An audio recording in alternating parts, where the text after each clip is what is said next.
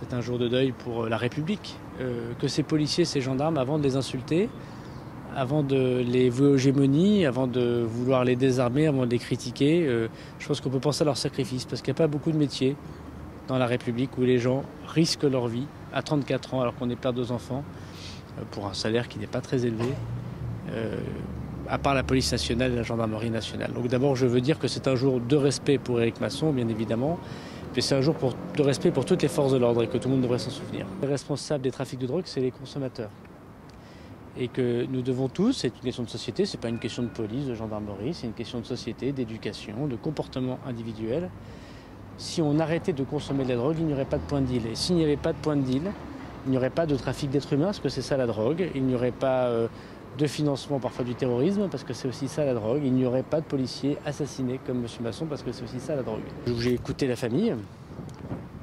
C'est elle qui a parlé en premier, bien évidemment. J'ai d'ailleurs pu dire que la promotion des officiers de la police nationale d'aujourd'hui, les nouveaux officiers de police, ont pris le nom d'Éric Masson.